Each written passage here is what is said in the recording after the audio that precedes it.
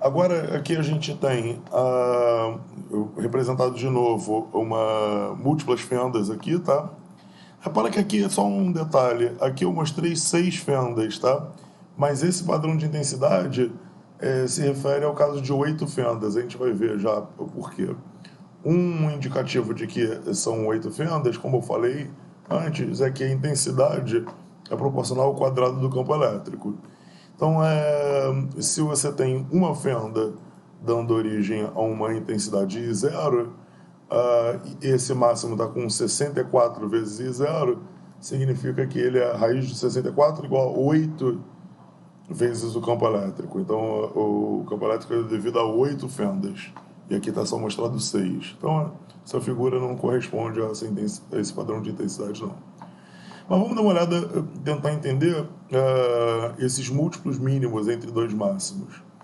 Esses múltiplos mínimos estão associados ao seguinte. Antes, você tinha para duas fendas um máximo de intensidade quando os dois campos elétricos se somam e um mínimo de intensidade quando os dois campos elétricos se subtraem, ou seja, quando estão com uma fase de π com relação à outra.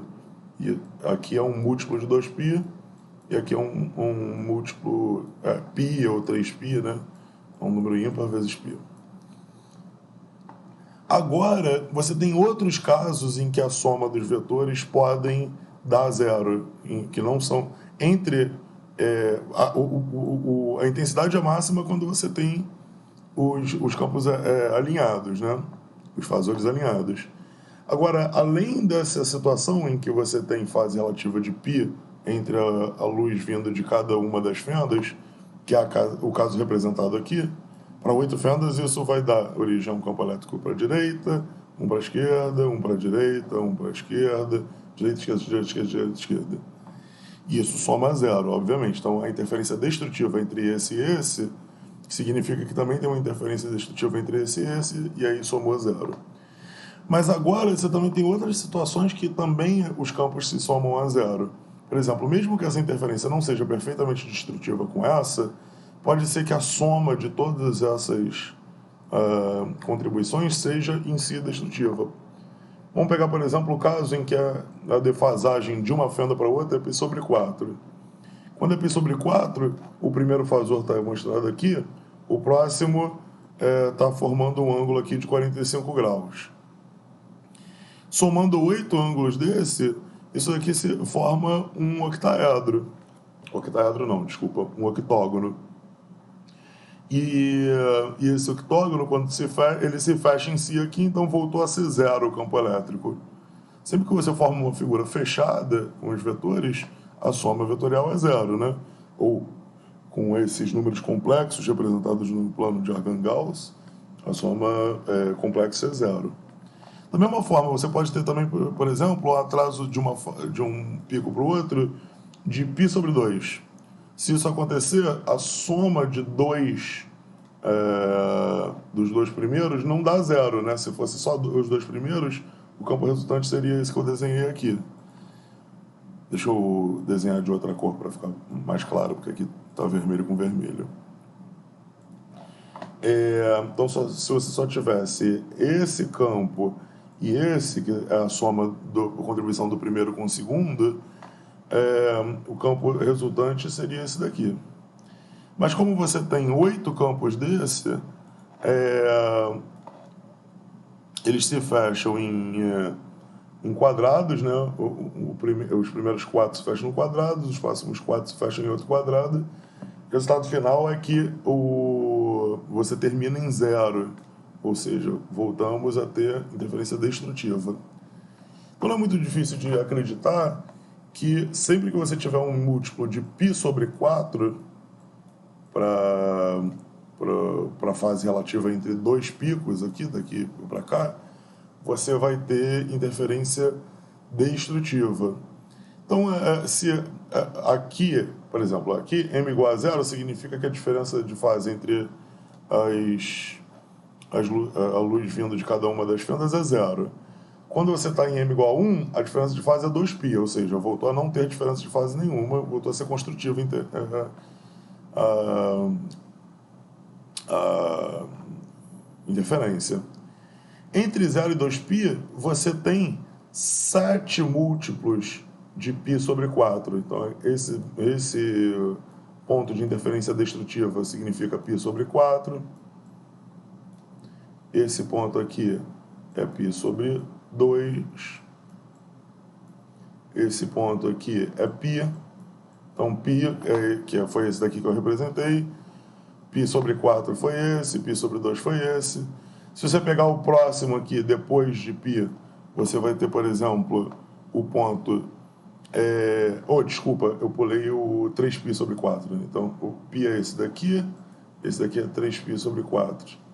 Se eu pegar 3π sobre 4, por exemplo, 3π sobre 4 significa 135 graus, né? Então, significa que o primeiro vetor está para cá, o segundo está com 135 graus contado aqui no sentido trigonométrico, ou seja, 45 graus para cá.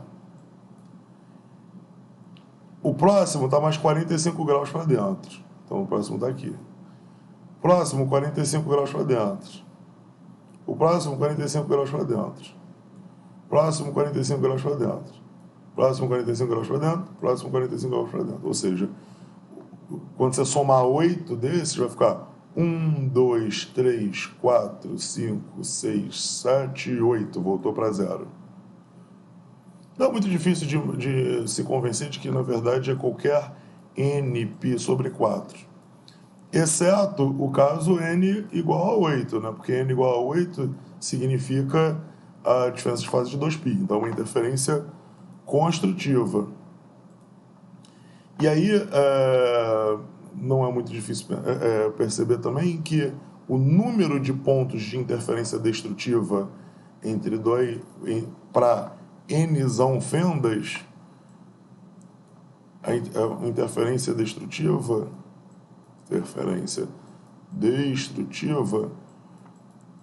acontece nas soluções desse problema, né? Nos casos, em quantas para nzão fendas você vai ter uma interferência destrutiva para qualquer múltiplo de π sobre nzão. Então, isso tem nzão menos 1 soluções, né? Porque, no caso, quando for igualzinho a nzão, desculpa, eu botei π sobre nzão, é 2π sobre nzão, né? 2π sobre nzão. Que dá π sobre 4, para o caso de 8, né? Então, 2π sobre 8 deu π sobre 4. Então, 2π sobre nzão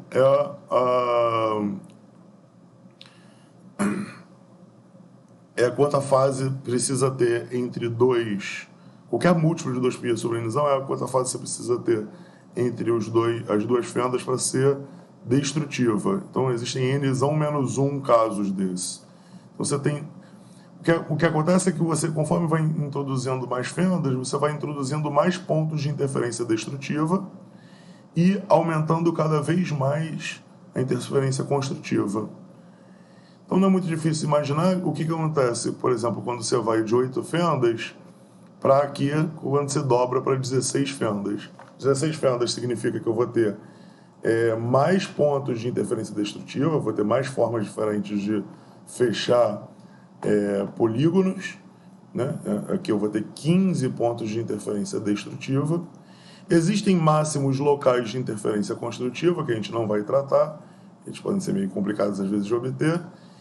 E os máximos, que são chamados de máximos principais, são esses pontos de interferência plenamente construtiva, que todas as fendas colaboram para a interferência construtiva, vai ter intensidade dada por 16 ao quadrado, 256, vezes a intensidade de uma fenda só. Então, esses picos principais, né, vão ficando cada vez mais finos e altos conforme você introduz mais e mais fendas. Isso vai ser muito importante para as aplicações de rede de difração, de difração por múltiplas fendas. A gente vai tratar depois o caso de rede de difração, que é quando você tem um número muito, muito grande de fendas. Mas, então, como eu falei, o número de as posições dos máximos de interferência são bem definidas e as larguras são determinadas por esse número de pontos de interferência destrutiva. Então, quanto mais fendas, mais fino.